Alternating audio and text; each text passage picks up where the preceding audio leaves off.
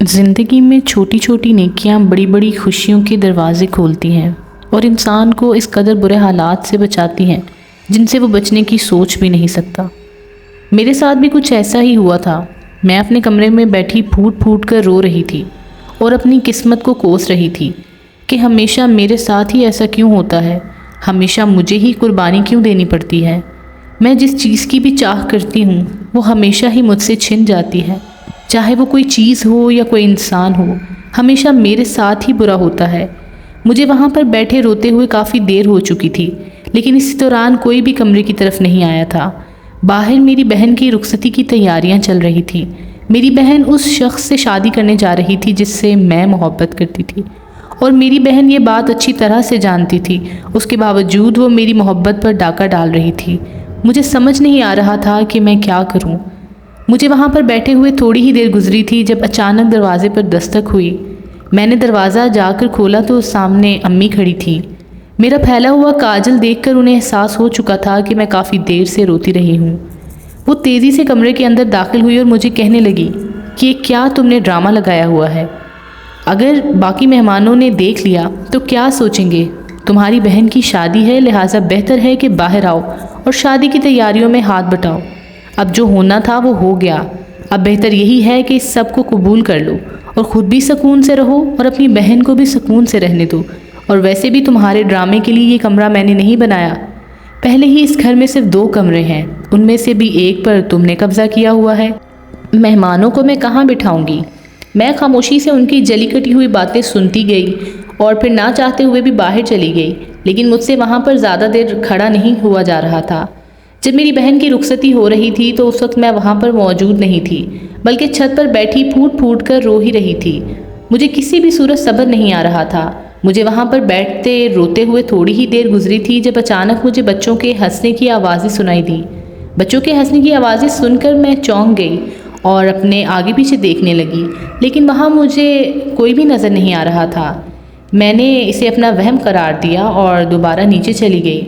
اس کے بعد میں نے اپنے آپ کو گھر کے کاموں میں مصروف کر لیا تھا تاکہ مجھے دوبارہ کبھی بھی احمد کی یاد نہ آ سکے۔ میں جتنا اسے بھلانے کی کوشش کر رہی تھی وہ اتنا ہی میرے دماغ پر سوار ہوتا جا رہا تھا۔ جب جب مجھے یہ خیال آتا تھا کہ وہ اس وقت میری بہن کے ساتھ موجود ہوگا، میرے حصے کی محبت وہ میری بہن پر لٹا رہا ہوگا، میرا دل خون کے آنسو رونے لگ جاتا تھا۔ دوسری طرف امی بھی مجھے جلی کٹی باتیں سنانے سے باز نہیں آتی تھی۔ اگر کبھی چاندنی کی احمد سے لڑائی ہوتی تو وہ مجھے ڈانٹتی۔ انہیں اس سب کی صرف وجہ میں ہی نظر آتی تھی، حالانکہ اس میں میرا کوئی بھی قصور نہیں تھا۔ سب کو پتہ تھا کہ شروع سے ہی احمد کو میں بہت پسند کرتی ہوں اور وہ بھی مجھے بہت پسند کرتا تھا۔ تب کسی کو بھی اس بات پر مسئلہ نہیں تھا، لیکن جب وہ میرے گھر میں رشتہ لے کر آیا تب نہ صرف میری بہن نے فساد مچایا بلکہ میری ماں نے بھی فساد مچایا، اور پتہ نہیں ایسا کیا کیا کہ دوسری بار جب وہ رشتہ لایا تو وہ میرے لیے نہیں تھا بلکہ میری بہن کے لیے تھا۔ اس کے بعد سے میرا احمد سے بات کرنے کا دل ہی نہیں چاہا اور نہ ہی میں نے اس سے اس کی بے وفائی کی وجہ پوچھی۔ میں نے خاموشی سے یہ سب کچھ سہ لیا، لیکن امی اور میری بہن وہ باز نہیں آ رہے تھے۔ وہ ہر روز مجھے طعنے دیتے اور مجھے یہی کہتے کہ تم اپنی بہن کے نصیب پر ڈاکہ ڈالنے کی کوشش کر رہی تھی، لیکن اللہ تعالیٰ نے انصاف کیا اور تمہاری بہن کا نصیب اسے مل گیا۔ میں خاموش رہنے کے علاوہ اور کچھ بھی نہیں کر سکتی تھی، کیونکہ نہ تو میں امی سے بدتمیزی کرنا چاہتی تھی اور نہ ہی اپنی بہن سے۔ دن تیزی سے گزرتے جا رہے تھے۔ پہلے صرف میری راتیں اداس ہوتی تھیں، لیکن اب میرے دن اور میری شامیں بھی اداس رہنے لگی تھیں۔ میں اکثر شام کو چھت پر بیٹھ جاتی اور اپنے ماضی کے بارے میں سوچنے لگتی۔ میں جان بوجھ کر خود کو تکلیف پہنچا رہی تھی، نہ جانے کیوں اب مجھے اس تکلیف میں سرور ملنے لگا تھا۔ ایک دن معمول کی طرح میں چھت پر بیٹھی ہوئی تھی اور آنسو بہا رہی تھی جب مجھے یوں محسوس ہوا جیسے کوئی ہلکی آواز میں ہنسا ہو۔ میں نے تیزی سے پوچھا، کون ہے؟ وہاں پر میری بات سن کر مجھے زیادہ بچوں کے ہنسنے کی آوازیں آنے لگیں، لیکن مجھے سمجھ نہیں آ رہا تھا کہ آخر یہ آوازیں کہاں سے آ رہی ہیں۔ مجھے کہیں بھی کوئی دکھائی نہیں دے رہا تھا۔ اچانک میرا دھیان اپنے گھر کے ساتھ بنی چھت کی طرف گیا۔ میں تیزی سے اٹھی اور اس چھت کی طرف گئی۔ وہاں پر ایک چارپائی پڑی ہوئی تھی اور چارپائی پر ایک 3-4 سال کی بچی لیٹی ہوئی تھی۔ وہاں پر اتنی چھوٹی بچی کو اکیلے لٹا دیکھ کر میں پریشان ہو گئی اور سوچنے لگی کہ آخر اس کی ماں اتنی لاپرواہ کیسے ہو سکتی ہے جو اپنے بچے کو یہاں پر تنہا چھوڑ کر چلی گئی ہے۔ میں نے اس گھر کے صحن میں جھانکا لیکن مجھے کوئی بھی دکھائی نہیں دیا۔ اچانک مجھے یوں محسوس ہوا جیسے کوئی میرے پیچھے کھڑا ہو۔ جب میں نے پیچھے پلٹ کر دیکھا تو وہاں پر 7 یا 8 بچے کھلکھلا کر ہنس رہے تھے۔ تم لوگ کون ہو اور یہاں پر کیا کر رہے ہو؟ میں نے تیزی سے پوچھا۔ میری بات کا جواب دینے کی بجائے وہ مزید اونچی آواز میں ہنسنے لگے اور کہنے لگے، ہم تمہیں تنگ کرنے کے لیے آئے ہیں، تم اپنی خیر منا لو۔ اس بچے کی دھمکی سن کر مجھے سمجھ نہیں آئی کہ میں غصہ کروں یا ہنسوں۔ اس کے بعد وہ بچے میرے آگے پیچھے گول گول بھاگنے لگے۔ اب مجھے ان سب سے غصہ آنے لگا تھا۔ میں نے ان میں سے ایک بچے کو پکڑنے کی کوشش کی لیکن وہ میرے ہاتھ سے پھسل گیا۔ مجھے سمجھ نہیں آ رہی تھی کہ آخر یہ کیسے ہوا، وہ بچہ میرے ہاتھ میں ہی نہیں آیا تھا۔ یہیں پاک آ جاؤ ورنہ میں تمہارے گھر جا کر شکایت لگا دوں گی۔ اچانک میں نے غصے سے کہا۔ میری بات سن کر وہ تمام بچے اور اونچی اونچی ہنسنے لگ گئے اور کہنے لگے، تمہیں پتہ ہی نہیں ہے کہ ہم کہاں پر رہتے ہیں، اس لیے تم ہماری شکایت نہیں لگا سکتی۔ میں جو پہلے ہی غصے اور غم کی حالت میں بیٹھی ہوئی تھی ان کی بات سن کر مزید غصہ ہو گئی اور تکا لگا دیا کہ مجھے پتہ ہے کہ تم اس ساتھ والے گھر میں رہتے ہو۔ وہ میری بات سن کر وہ تمام بچے یکدم ہی رک گئے اور حیرت سے ایک دوسرے کا منہ دیکھنے لگے، جیسے پوچھنا چاہ رہے ہوں کہ اسے اس بارے میں کیسے پتہ۔ ان کی یہ حالت دیکھ کر اب تو مجھے یقین ہو گیا تھا کہ وہ ساتھ والے گھر میں ہی رہتے ہیں۔ حالانکہ میں مسکرانے لگی اور کہنے لگی کہ اب اگر تم لوگوں نے مجھے تنگ کرنے کی کوشش کی تو میں ابھی اور اسی وقت تمہارے والدین کے پاس جاؤں گی اور انہیں تمہارے بارے میں بتاؤں گی، پھر تم لوگ اپنی خیر منا لینا۔ اچانک ان میں سے ایک بچہ بولا، وہ کسی اور ہی زبان میں بات کر رہا تھا، مجھے اس کی زبان کی سمجھ نہیں آئی، لیکن آپ میرے والدین کو کچھ بھی نہ بتانا ورنہ وہ مجھے بہت ماریں گے۔ ایک بچے نے معصوم منہ بناتے ہوئے کہا۔ میں نے باری باری سب بچوں کے چہرے کی طرف دیکھا جو اپنے چہرے پر دنیا جہاں کی مظلومیت لے آئے تھے۔ معلوم ہی نہیں ہو رہا تھا کہ یہ ابھی تھوڑی دیر پہلے والے شرارتی بچے ہیں، لہٰذا میں نے ان سے وعدہ کیا کہ میں ان کے والدین کو کچھ نہیں بتاؤں گی۔ اس کے بعد ان میں سے ایک بچہ بولا، آپ ہمارے ساتھ بیٹھ کر تھوڑی دیر کے لیے باتیں کریں۔ اس کی فرمائش بہت انوکھی تھی لیکن مجھے پسند آئی۔ میں ان کے ساتھ ہی وہاں پر بیٹھ گئی اور ان کے ساتھ باتیں کرنے لگی۔ ہمیں وہاں پر بیٹھے کافی دیر گزر چکی تھی۔ اچانک مجھے اپنی امی کی آواز سنائی دی جو مجھے پکار رہی تھی۔ میں امی کی بات سننے کے لیے نیچے گئی لیکن جب میں واپس آئی تب چھت پر کوئی بھی موجود نہیں تھا، وہ سارے بچے جا چکے تھے۔ آج کا میرا دن بہت ہی خوشگوار گزرا تھا۔ ان بچوں سے بات کر کے میں نے اپنا غم بھلا دیا تھا۔ مجھے اپنی زندگی میں یہ تبدیلی بہت پسند آئی تھی۔ میرے دل میں یہ خیال آیا کہ اب ہر روز اپنا تھوڑا وقت ان بچوں کے ساتھ گزارا کروں گی۔ وہ بہت ہی پیارے اور معصوم بچے تھے لیکن تھوڑے سے شرارتی تھے۔ اگلے دن میں معمول کی طرح صحن میں بیٹھے کپڑے دھو رہی تھی جب اچانک گھر کا دروازہ کھلا اور احمد گھر کے اندر داخل ہوا۔ احمد کو گھر کے اندر داخل دیکھ کر میرے دل کی دھڑکن اچانک رک گئی۔ میں شاید اس کی اپنے گھر میں آنے کی توقع نہیں کر رہی تھی۔ پہلے میں سمجھی کہ وہ اکیلا ہی آیا ہوگا لیکن تھوڑی دیر بعد جب اپنی بہن کا چہرہ دیکھا تو مجھے اندازہ ہوا کہ اب وہ اکیلا نہیں ہے بلکہ اب اس کے ساتھ اس کی زوجہ بھی ہے۔ میں ابھی بھی اس سے گھورے جا رہی تھی اور یہ بات شاید میری بہن نے اچھے طریقے سے محسوس کی تھی، اس لیے اس کا موڈ آف ہو گیا تھا۔ وہ پہلے کمرے میں جا رہی تھی لیکن کمرے میں جانے کی بجائے وہ سیدھی میرے پاس آ کھڑی ہو گئی اور کہنے لگی، اپنی کالی نظر میرے شوہر کے اوپر سے ہٹاؤ، کہیں ایسا نہ ہو کہ اسے کوئی نقصان پہنچ جائے۔ اس نے انتہائی جلے ہوئے لہجے میں کہا۔ میں نے اس کی بات کا کوئی بھی جواب نہ دیا اور دوبارہ اپنی نظریں جھکا لیں اور دوبارہ بیٹھ کر کپڑے دھونے لگی، لیکن یہ کہہ کر اس کا دل نہیں بھرا تھا۔ اس کے بعد وہ میرے پاس کھڑی ہو گئی اور مجھے مزید جلی کٹی باتیں سنانے لگ گئی۔ اب وہ ایسی ایسی باتیں کر رہی تھی کہ میرا دل خون کے آنسو رو رہا تھا، لیکن میں نے اسے پلٹ کر ایک بھی جواب نہیں دیا تھا۔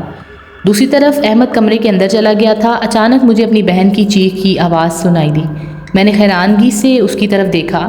وہ اپنے ماتھے پر ہاتھ رکھے اسے مسل رہی تھی اور کہہ رہی تھی کہ یہ سب کس نے کیا ہے، میں چھوڑوں گی نہیں اسے۔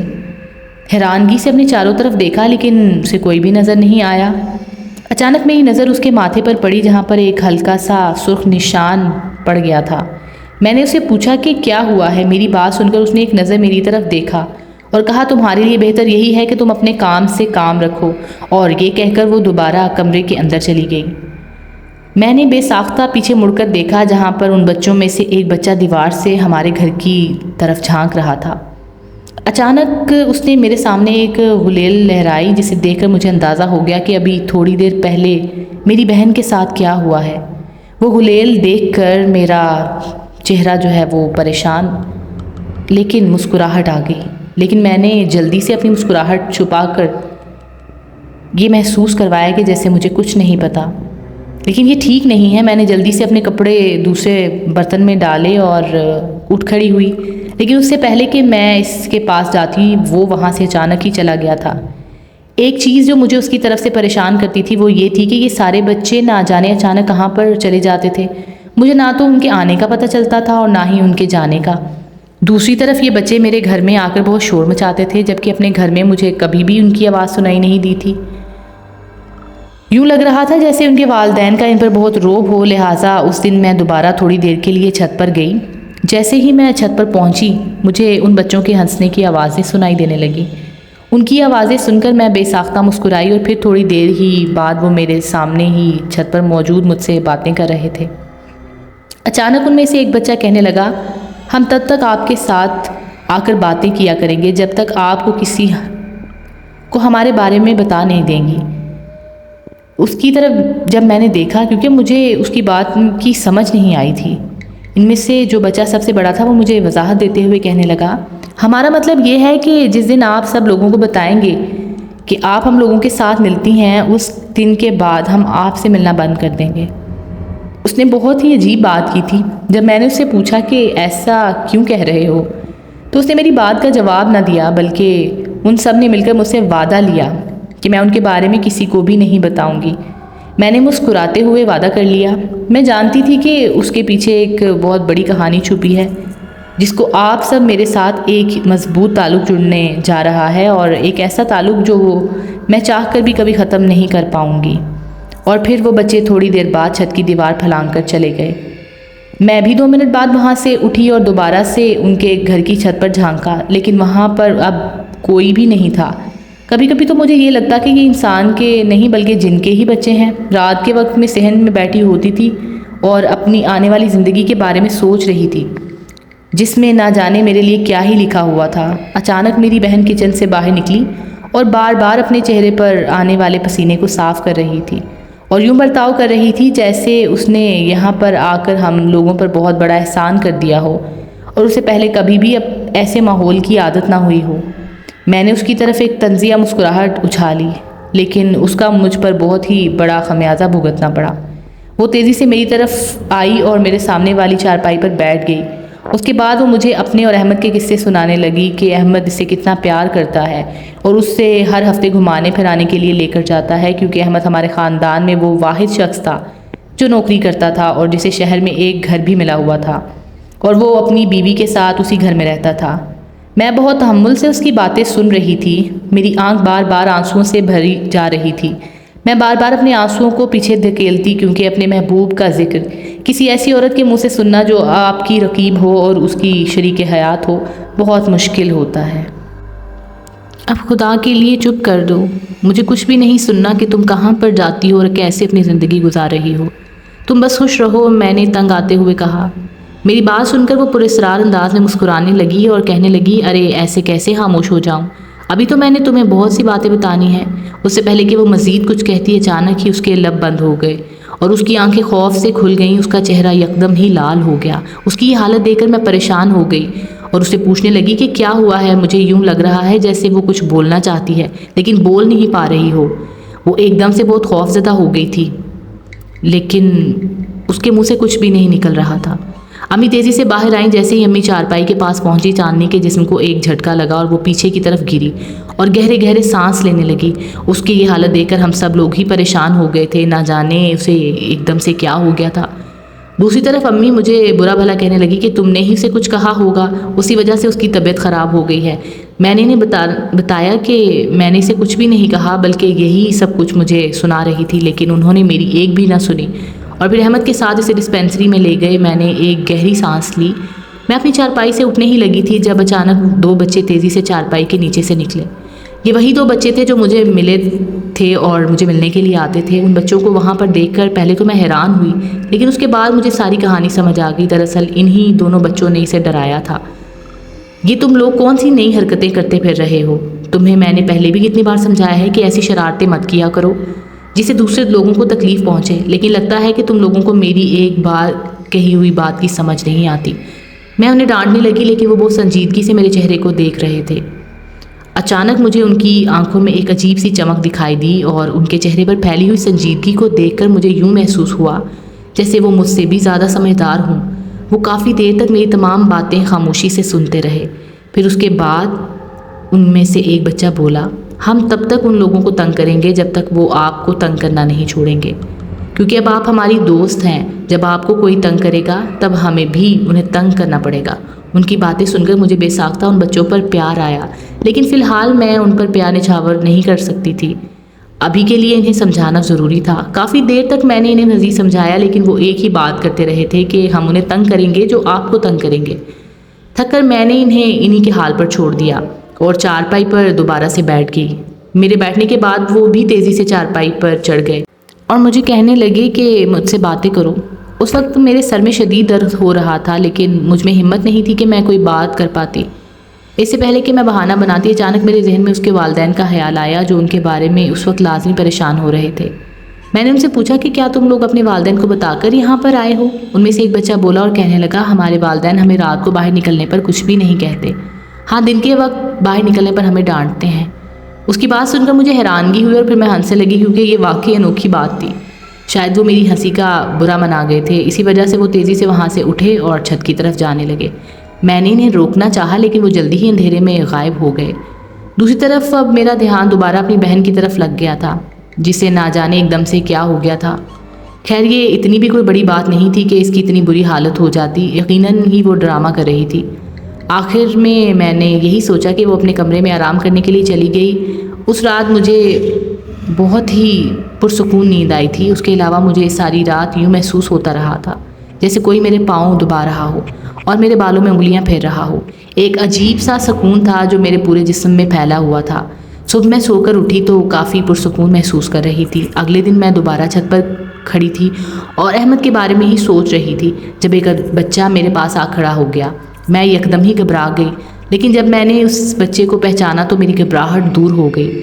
میں اسے ڈانٹتے ہوئے کہنے لگی کہ تمہیں میں نے کتنی بار کہا ہے کہ یوں خاموشی سے مت آیا کرو، بلکہ آواز پیدا کر کے آیا کرو تاکہ مجھے پہلے ہی اندازہ ہو جائے کہ کوئی آ رہا ہے۔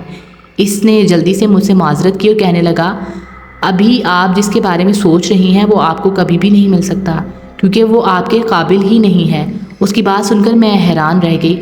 مجھے اس سے اس بات کی بالکل بھی توقع نہیں تھی۔ آخر اسے کیسے پتہ چلا کہ میں کس کے بارے میں سوچ رہی ہوں؟ ہزاروں کی طرح کے سوال میرے ذہن میں گردش کرنے لگے۔ اب تو مجھے شک ہونے لگا تھا کہ یہ بچہ کوئی عام بچہ نہیں ہے۔ اچانک وہ بچہ بولا، دراصل کل میں نے آپ کو اپنی بہن سے باتیں کرتے ہوئے سن لیا تھا۔ اس کی یہ بات سن کر مجھے کسی حد تک تسلی ہوئی کہ اسے اس انسان کے بارے میں کیسے پتہ چلا ہے۔ میں نے اس کے بالوں میں ہاتھ پھیرتے ہوئے کہا کہ تم ابھی چھوٹے ہو، ابھی تمہیں ان باتوں کا نہیں پتہ، لہٰذا بڑے ہو جاؤ گے پھر تم سے اس بارے میں بات کروں گی۔ میں آپ سے بھی بڑا ہوں، بلکہ میں آپ سے بہت بڑا ہوں، اس نے یہ پراسرار انداز میں کہا۔ اس کی اس بات کو بھی میں نے مذاق میں اڑایا اور پھر اسے دوبارہ گھر بھیج دیا۔ ان دنوں ایک اور چیز جو مجھے بہت حیران کر رہی تھی وہ میری بہن کے ہمارے گھر میں لگنے والے چکر تھے۔ وہ ان دنوں ہمارے گھر میں بہت ہی چکر لگا رہی تھی، لیکن ایک تبدیلی آئی تھی جو کہ اچھی ثابت ہوئی تھی۔ وہ یہ تھی کہ وہ پہلے کی طرح مجھے باتیں نہیں سناتی تھی اور نہ ہی کہیں اکیلا دیکھ کر میرے پاس آ کر مجھے برا بھلا کہتی تھی۔ زندگی کا کام رکنا نہیں ہے، وہ چلتی ہی رہتی ہے، بلکہ اسی طرح میری زندگی چلتی جا رہی تھی۔ میں ان بچوں کے بہت زیادہ قریب ہو گئی تھی۔ اب جس دن میں ان بچوں کو نہ دیکھوں یا ان بچوں سے بات نہ کروں اس دن مجھے سکون نہیں ملتا تھا۔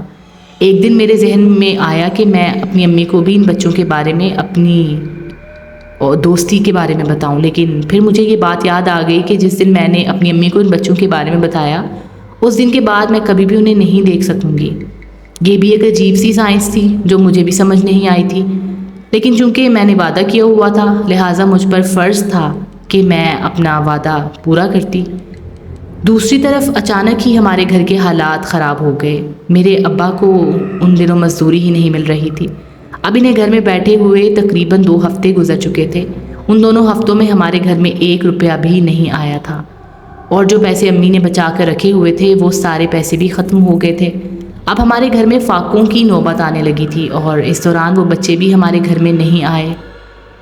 ایک دن میں چھت پر بیٹھی اپنے گھر کے حالات کے بارے میں ہی سوچ رہی تھی جب وہ بچے اچانک وہاں پر آ گئے۔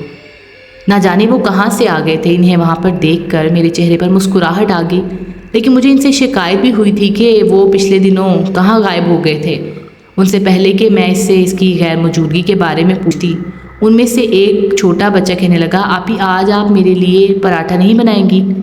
ان کی بات سن کر میرے چہرے پر ایک سایہ آ کر لہرایا، کیونکہ اس وقت گھر میں روٹی بنانے کے لیے آٹا نہیں تھا۔ گھی تو بہت دور کی بات تھی، اس سے پہلے کہ میں اسے کوئی جواب دیتی، ساتھ بیٹھا بچہ کہنے لگا، تم ہر وقت کھاتے ہی رہتے ہو، ہمیشہ آپ ہی کو تنگ ہی کرتے رہتے ہو، کبھی ان کے لیے بھی کچھ کھانے کے لیے لے آیا کرو۔ اس نے یہ ایک ہی بات کی تھی جب باقی بچے اس کی تائید کرنے لگے اور کہنے لگے، ہاں ہاں کیوں نہیں، آج ہم آپ ہی کے لیے کھانا لائیں گے۔ میں انہیں روکنا چاہتی تھی اور انہیں منع کرنا چاہتی تھی کہ یہ ٹھیک نہیں ہے، کیونکہ مجھے ڈر تھا کہ کہیں ایسا نہ ہو کہ ان کے والدین ہمارے گھر میں آ جائیں اور پھر ہمیں باتیں سنائیں۔ لیکن میرے کچھ کہنے سے پہلے ہی وہاں سے 3 بچے دیوار پھلانگ کر چلے گئے، اور تھوڑی دیر بعد جب وہ واپس آئے تو ان میں سے ایک بچے نے اپنے ہاتھ میں کھانے کی کچھ چیزیں پکڑی ہوئی تھیں۔ وہ میرے لیے بالکل نئی تھیں، آج سے پہلے میں نے پھل کبھی نہیں کھائے تھے۔ یہ عجیب سے پھل تھے جنہیں دیکھ کر میں ہچکچا گئی، اور اس کے ساتھ ہی دوسرے بچے نے ایک برتن آگے بڑھا دیا، وہاں پر بھی ایک انوکھی چیزیں موجود تھیں۔ وہ تینوں بچے اپنے ساتھ جو چیزیں لائے تھے، میں نے اپنی ساری زندگی میں کبھی بھی وہ چیزیں نہیں دیکھی تھی، اس لیے مجھے پتہ بھی نہیں تھا کہ انہیں کھاتے کیسے ہیں، لہٰذا میں نے ہچکچاتے ہوئے ان سے وہ پھل اور وہ چیزیں لے لیں۔ جیسے ہی میں انہیں اپنے منہ میں ڈالا، مجھے کچھ عجیب سا ذائقہ محسوس ہوا کہ ہمیں اس چیز کا اندازہ ہی نہیں تھا، میں اس چیز کو بیان نہیں کر سکتی تھی۔ وہ بہت ہی لذیذ پھل تھا، وہ مجھے کسی جنت کا پھل معلوم ہو رہا تھا۔ جب میں نے اس بچے سے پوچھا کہ یہ پھل کہاں سے لائے ہو، تو ان سے پہلے وہ بچہ جواب دیتا، ساتھ والا بچہ بول پڑا کہ ہم کشمیر میں رہتے ہیں اور کشمیر میں ایسے پھل ہوتے ہیں۔ چونکہ میں پہلے کشمیر کبھی نہیں گئی تھی اور نہ ہی کبھی کشمیر کا پھل کھایا تھا، لہٰذا میں نے ان کی بات پہ یقین کر لیا۔ میں چاہتی تھی کہ ان میں سے کچھ امی ابو کو بھی دے دوں، لیکن ان بچوں نے صاف صاف انکار کر دیا اور کہنے لگے کہ یہ ہم آپ کو اپنے ساتھ اس پھل کو آپ کے لیے لے کر آئے ہیں اور یہیں بیٹھ کر آپ کو کھانا ہوگا، ہم آپ کے امی ابو کو نہیں لا کر دیں گے۔ لہٰذا میں نے نہ چاہتے ہوئے بھی وہ سارے پھل ختم کر دیے اور میرا پیٹ بھی بھر گیا تھا، لیکن اب مجھے اپنے امی ابو کی فکر ہونے لگی تھی جو خود صبح کے بھوکے تھے۔ تھوڑی دیر تک وہ بچے بیٹھے باتیں کرتے رہے اور پھر اس کے بعد وہ وہاں سے چلے گئے۔ جب میں نیچے گئی تو میں نے دیکھا کہ ابو حیران شکل سے ان کے درمیان میں کھڑے تھے۔ جب میری نظر ان کی سامنے پڑی تو وہاں پر پورے 2 مہینوں کا راشن پڑا ہوا تھا۔ یہ سارا سامان دیکھ کر میں حیران رہ گئی، یہی حالت ابو کی بھی تھی۔ جب میں نے ابو سے پوچھا کہ یہ سامان کہاں سے آیا تو انہوں نے لا علمی کا اظہار کیا اور کہنے لگے کہ مجھے خود بھی پتہ نہیں کہ یہ دروازہ کھولا تو یہ سامان باہر پڑا ہوا تھا، شاید یہ چاندنی نے بھجوایا ہو۔ ابو کی بات سن کر میرے چہرے پر ایک طنزیہ مسکراہٹ آ گئی، کیونکہ چاندنی کو میں اچھی طرح جانتی تھی۔ وہ جتنی کنجوس تھی، اپنا بخار کسی کو نہ دیتی، اتنا سارا سامان بھجوانا تو دور کی بات۔ اچانک میرا دھیان ان بچوں کی طرف گیا، نہ جانے کیوں میرا دل بار بار انہی کی طرف اشارہ کر رہا تھا اور کہہ رہا تھا کہ ہو نہ ہو یہ سامان انہی بچوں نے بھجوایا ہے۔ میں نے دل ہی دل میں ان بچوں کا شکریہ ادا کیا، وہ کافی امیر اور بڑے خاندان کے معلوم ہوتے تھے، لیکن میں حیران تھی کہ اتنا سب کچھ ہونے کے باوجود بھی وہ اس معمولی سے گھر میں اور گاؤں میں کیوں رہ رہے تھے۔ میں نے فیصلہ کیا تھا کہ اگلے دن ان سے اس بارے میں بات کروں گی، لیکن اس کے وہ میرے سامنے کافی دنوں تک نہیں آئے۔ دوسری طرف میں ایک دن میں بیٹھی کام کر رہی تھی جب اچانک میری دوست وہاں پر آ گئی۔ میری دوست پچھلے 2 مہینوں سے اپنے ماموں کے گھر گئی تھی اور اس کو ایک دم سے سامنے دیکھ کر میں خوش ہو گئی۔ اس کی حالت بھی مجھ سے کچھ مختلف نہیں تھی۔ وہ میرے لیے خبر لے کر آئی تھی۔ آتے ہی اس نے مجھے گلے لگا لیا اور کہنے لگی تمہارے لیے احمد کی کال آئی تھی۔ اس کی بات سن کر میرا وجود دوبارہ سخت ہو گیا۔ میں پوچھنے لگی کہ آخر اتنے عرصے بعد اس نے مجھے کال کیوں کی؟ تو اس نے مجھے بتایا کہ احمد کہہ رہا تھا کہ یہ تو تمہیں وہ خود کال پر بتائے گا، لہٰذا اس کے لیے تمہیں میرے گھر چلنا ہوگا۔ ہمارے گاؤں میں سارا کے گھر کے علاوہ اور کسی کے گھر میں بھی موبائل فون نہیں تھا۔ لہٰذا اگر کسی کو بھی کال کرنی ہوتی تو وہ سارا کے گھر میں ہی جاتے تھے اور میں نہ چاہتے ہوئے بھی چاندنی کے گھر چلی گئی۔ جب میں نے اسے کال ملائی تو مجھے پتہ چلا کہ وہ مجھ سے اکیلے میں ملنا چاہتا ہے۔ اس کی یہ فرمائش سن کر میں حیران رہ گئی اور سوچنے لگی کہ آخر ایسی کون سی بات ہے کہ جو مجھ سے تنہائی میں کرنا چاہتا ہے۔ اس نے پہلے کبھی بھی مجھ سے ایسی فرمائش نہیں کی تھی، حالانکہ جب میرے اس سے بات چیت ہوتی تھی تب بھی اس نے مجھ سے کبھی بھی تنہائی میں ملنے کے لیے نہیں کہا تھا۔ اگر میں کبھی کبھار اس سے ملتی تو میری دوست ہمیشہ ہی ہمارے ساتھ ہوتی تھی، لہٰذا میں نے اسے صاف صاف منع کر دیا کہ میں تم سے نہیں مل سکتی۔ اب چونکہ میں اس سے ہر تعلق ختم کر چکی تھی، لہٰذا میرا فرض یہی تھا کہ اب میں نہ تو اس سے ملوں نہ ہی اس سے بات کروں، کیونکہ اگر میں ایسا کرتی تو میری اپنی بہن کو دھوکہ دیتی، اور جہاں تک میری اپنی بات تھی تو مجھے یقین تھا کہ ایک نہ ایک دن میں اسے بھول ہی جاؤں گی۔ اب مجھے اس سے محبت نہیں تھی بلکہ اس کی کچھ یادیں تھیں جو مجھے تنگ کر رہی تھیں۔ دوسری طرف شام کے وقت میں دوبارہ سے اسی جگہ پر بیٹھی ہوئی جب اس میں سے ایک بچہ میرے قریب آ کر بیٹھ گیا۔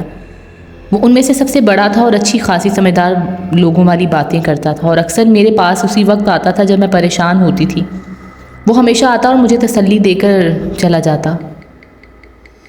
اسے کیسے پتہ چل جاتا تھا کہ میرے دماغ میں کیا چل رہا ہے، لہٰذا آج بھی آتے ہی اس نے مجھے کوئی بھی بات نہیں کی اور مجھے سمجھانے کے لیے کہنے لگا کہ آپ کسی بھی صورت احمد سے نہ ملنا اور نہ ہی اس سے کبھی بات کرنا، وہ آپ کو بہت نقصان پہنچائے گا۔ اس کی بات سن کر میں حیران ہوئی اور اس کی طرف دیکھتے ہوئے کہنے لگی، اب تم یہ نہیں کہنا کہ تم نے میری اور سارا کی باتیں بھی سن لی تھیں۔ میری یہ بات سن کر وہ شرمندہ ہنسنے لگا اور کہنے لگا کہ کیا کروں، میرے پاس اس کام کے علاوہ کوئی بھی کام نہیں ہے۔ میں نے ہلکی سی اس کے سر پر چمٹ ماری، نہ جانے وہ بچہ ہر جگہ پر کہاں سے آ جاتا تھا۔ اب تو مجھے شک ہونے لگا تھا کہ ان کے پاس ضرور کوئی نہ کوئی جادو ہے۔ میں نے اس بات کا اظہار بھی کیا، اس کے سامنے آ کر میری بات سن کر اس کے چہرے پر ایک سایہ سا لہرایا اور وہ کہنے لگا کہ ایسی کوئی بات نہیں ہے، بس مجھے آپ سے بہت محبت ہے، میں زیادہ تر وقت آپ کے ساتھ گزارنا چاہتا ہوں، یہی وجہ ہے کہ میں آپ کے ساتھ ساتھ رہتا ہوں۔ تم بے شک میرے ساتھ رہا کرو، لیکن کم از کم مجھے محسوس تو ہونے دیا کرو کہ کوئی میرے ساتھ گھوم پھر رہا ہے۔ میں نے منہ بناتے ہوئے کہا۔ میری بات سن کر وہ پھیکا سا ہنسنے لگا لیکن بولا کچھ نہیں۔ اچانک ہی مجھے سارا کی آواز سنائی دی جو یقیناً چھت پر ہی آ رہی تھی۔ میں نے اس بچے کو کہا کہ تم یہیں پر بیٹھو، میں تمہیں اپنی دوست سے ملواؤں گی، لیکن وہ تیزی سے وہاں سے بھاگا اور دیوار پھلانگ کر چلا گیا جیسے اس نے کوئی بھوت دیکھ لیا ہو۔ لہٰذا میں نے بھی اس کے بارے میں سراسر کوئی بات نہیں کی اور سارا کو کچھ بھی نہیں بتایا۔ مجھے دوبارہ احمد کا فون آیا تھا اور یہی کہہ رہا تھا کہ اس نے کسی نہ کسی طرح مجھ سے ملنا ہی ہے۔ نہ جانے کیوں اس بار میرا بھی دل نہیں چاہ رہا تھا کہ میں احمد سے ملوں اور نہ ہی اس سے بات کرنے کا دل چاہ رہا تھا۔ یہ سب کچھ مجھے سارا نے کہا کہ وہ تم سے ملنا چاہتا ہے۔ ایک عجیب سی بے چینی تھی جو میرے پورے جسم کی پھیلی ہوئی تھی۔ مجھے کچھ غلط ہونے کی شدت سے احساس ہو رہا تھا، لہٰذا دن تیزی سے گزرتے جا رہے تھے۔ ایک دن اچانک ان بچوں میں مجھے کہا کہ انہیں پڑھانا شروع کر دوں۔ ان کی یہ فرمائش بہت ہی انوکھی تھی۔ میں نے ان سے پوچھا کہ تم کون سی جماعت میں پڑھتے ہو؟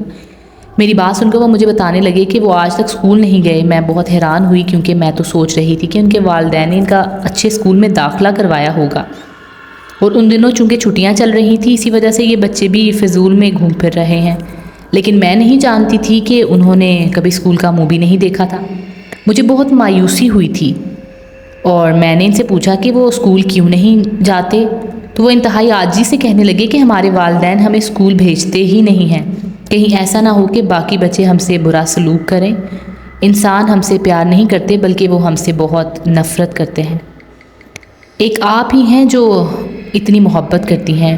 وہ چھوٹا بچہ رونے والا منہ بناتے ہوئے کہنے لگا۔ اس کی بات سن کر میں چونک گئی اور ان سے پوچھنے لگی کہ کیا مطلب ہے انسان تم سے نفرت کرتے ہیں، کیا تم لوگ انسان نہیں ہو؟ میری آواز سن کر اور میری اس بات کو سن کر ان میں سے سب سے بڑا بچہ بولا، نہیں ایسی بات نہیں ہے، ہمارا کہنے کا مطلب یہ ہے کہ باقی لوگ ہمیں زیادہ پسند نہیں کرتے کیونکہ ہم ان سے تھوڑے مختلف ہیں۔ کیا مختلف ہے تم ان باقی بچوں میں؟ مجھے تو کچھ بھی مختلف دکھائی نہیں دیتا۔ اچانک دوبارہ سے مجھے امی کی آواز سنائی دی۔ میں نہ چاہتے ہوئے بھی نیچے چلی گئی، لیکن اس بار میں نے بولا کہ وہ یہاں سے نہ جائیں۔ تھوڑی دیر بعد جب میں واپس آئی تو وہ وہاں سے چلے گئے تھے، چونکہ انہوں نے کبھی اسکول کا منہ نہیں دیکھا تھا اور نہ ہی انہیں یہ پتہ تھا کہ انہوں نے پڑھنا کیا ہے۔ لہٰذا میں نے خود ہی ان کے لیے محلے کی ایک اچھی کتاب اور ایک اچھی بچی کے کچھ قاعدے ادھار لیے، اور قاعدے دیکھ کر میری امی حیرانگی سے کہنے لگیں کہ اب تمہیں کون سا شوق چڑھا ہے پڑھائی کرنے کا؟ جب پڑھائی کی عمر تھی تب تو تم فیل ہوتی رہی۔ ان کی بات سن کر میں نے ایک برا سا منہ بنا دیا۔ وہ ہمیشہ ہی مجھے میری دکھتی رگ پر ہاتھ رکھتی تھی۔ وہ جانتی تھی کہ مجھے شروع سے ہی پڑھنے کا کوئی شوق نہیں تھا، لیکن اس کے باوجود نہ صرف انہوں نے مجھے 8ویں تک اسکول میں بھیجا بلکہ اس کے ساتھ ساتھ میں نے ٹیچرز کی مار بھی برداشت کی۔ وہ تو شکر تھا کہ ہمارے گھر کے حالات اچھے نہیں تھے، جس کی وجہ سے میں آگے بڑھ نہیں پائی، ورنہ اگر مجھے آگے پڑھنا پڑتا تو میں پڑھنے سے زیادہ اپنی موت کو تجویز دیتی۔ لیکن ان چھوٹے بچوں کو پڑھانے کا کام میں کر سکتی تھی، کم از کم اردو پڑھانا تو میں خود بھی جانتی تھی۔ شام مخصوص وقت میں قاعدے لے کر اوپر چلی گئی جہاں وہ بچے پہلے ہی بیٹھے ہوئے تھے۔ وہ بہت پرجوش نظر آ رہے تھے اور پھر میں نے انہیں پڑھانا شروع کر دیا۔ وہ بچے میری سوچ سے بھی زیادہ ذہین اور چالاک تھے۔ میری ایک بار کہی ہوئی بات وہ یاد رکھتے۔ میں جو سوچ رہی تھی انہیں یہ قاعدہ پڑھنے میں 1 مہینہ لگے گا، نہیں میرے وہم و گمان میں بھی نہیں تھا کہ وہ صرف 1 دن کے اندر ہی سارا قاعدہ، سارا کام یاد کر لیں گے۔ تم انسان ہو یا جن؟ میں نے حیران ہوتے ہوئے کہا۔ میری بات سن کر ان میں سے سب سے چھوٹا بچہ بول پڑا، جن جن، اور پھر کھلکھلا کر ہنسنے لگا۔ اسے ہنستا دیکھ کر میں بھی مسکرانے لگی، جبکہ باقی سارے بچوں کو یکدم ہی سانپ سونگھ گیا تھا۔ لہٰذا اس وقت میں نے اس چیز کو زیادہ محسوس نہیں کیا اور سوچنے لگی کہ اب انہیں آگے کیا پڑھایا جائے، کیونکہ ایک اردو پڑھنے کے علاوہ مجھے کچھ بھی نہیں آتا تھا۔ انگریزی میری پہلے ہی بہت کمزور تھی اور میں چاہتی تھی کہ میں اس سلسلے میں سارا کی مدد لوں، لیکن وہ میرے علاوہ کسی اور کے پاس پڑھنے کے لیے بھی تیار نہیں تھے۔ لہٰذا میں نے انہیں کہہ دیا کہ مجھے انگریزی کا جو تھوڑا بہت آتا ہے وہ میں تم لوگوں کو پڑھاؤں گی، اس کے علاوہ میں تم لوگوں کو اردو پڑھانا بھی سکھا دوں گی۔ باقی مجھے زیادہ نہیں پتہ، لیکن میں ایک کام کر سکتی ہوں، میں تمہارے والدین سے بات کر سکتی ہوں کہ وہ تمہارا داخلہ اسکول میں کروا دیں۔ میری بات سن کر وہ تمام بچے خوش ہو کر کہنے لگے کہ ہمارے لیے اتنا ہی کافی ہے۔ جب سے میں ان کی استانی بنی تھی اس دن کے بعد وہ میری بہت زیادہ عزت کرنے لگے تھے۔ میری ہر بات کو وہ خاموشی سے مان لیتے تھے اور میرے سامنے نظر جھکا کر بات کرتے تھے۔ اس قدر عزت کرتے تھے کہ کبھی کبھار تو مجھے اپنے اوپر فخر محسوس ہونے لگتا کہ اتنا پڑھا کر مجھے بہت خوشی ملتی تھی۔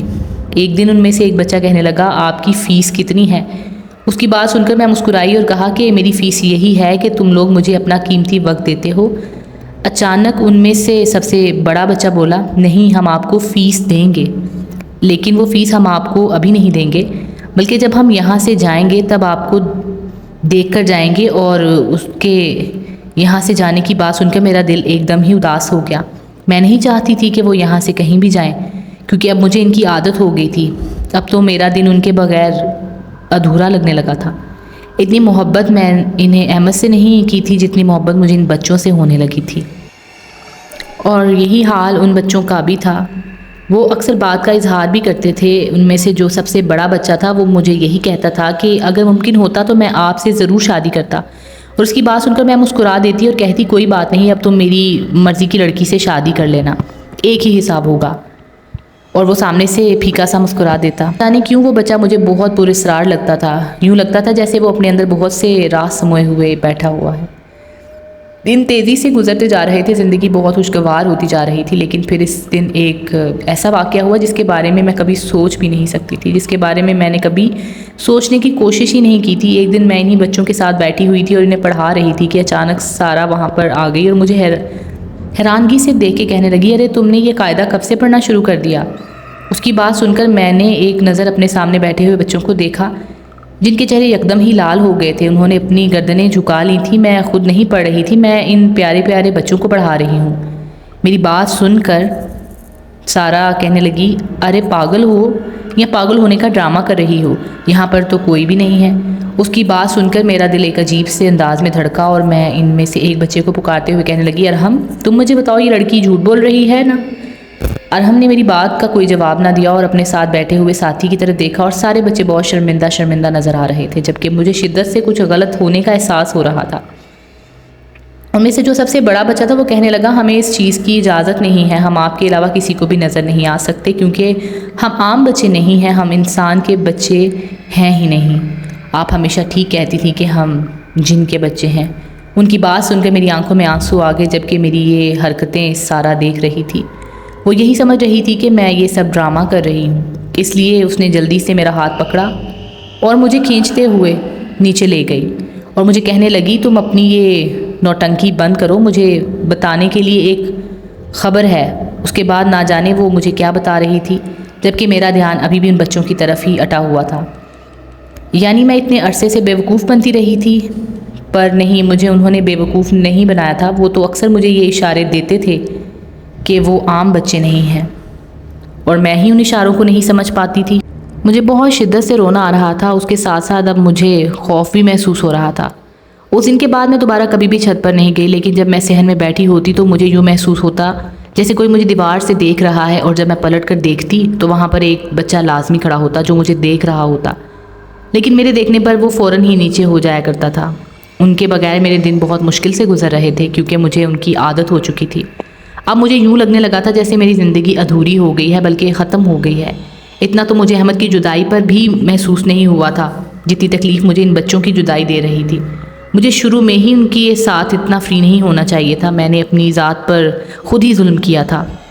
اس دوران مجھے ایک اور خبر ملی جسے سن کر مجھے لگا کہ میرے قدموں کے نیچے سے زمین نکل گئی ہو۔